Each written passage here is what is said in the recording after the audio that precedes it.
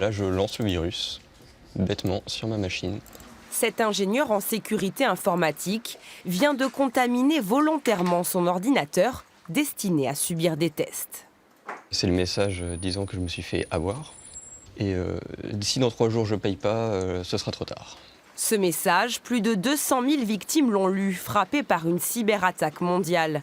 Le virus est désormais étudié à la loupe par cette entreprise spécialisée dans la sécurité informatique. Il va laisser des traces sur le réseau, on va voir qu'il va y avoir certains comportements un peu particuliers, un petit peu louches. Ici, je peux les analyser un peu plus, voir ce qui se passe. Donc là, on voit beaucoup de choses qui arrivent.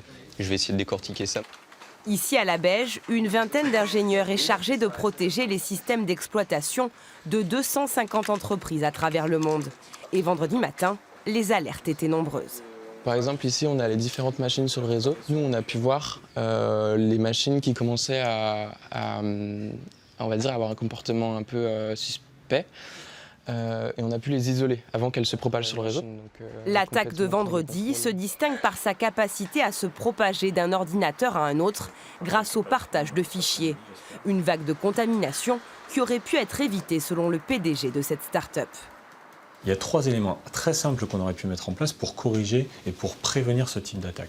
Déjà, avoir des systèmes d'exploitation de type Windows qui soient mis à jour. 2, former le personnel en leur demandant de ne pas cliquer sur des mails anormaux. Et 3, cloisonner les systèmes d'information pour éviter que quelque chose qui a un problème se propage à l'ensemble du système d'information. En France, Renault a été touché par cette cyberattaque. D'autres entreprises seraient concernées, mais on ignore si certaines se trouvent dans la région.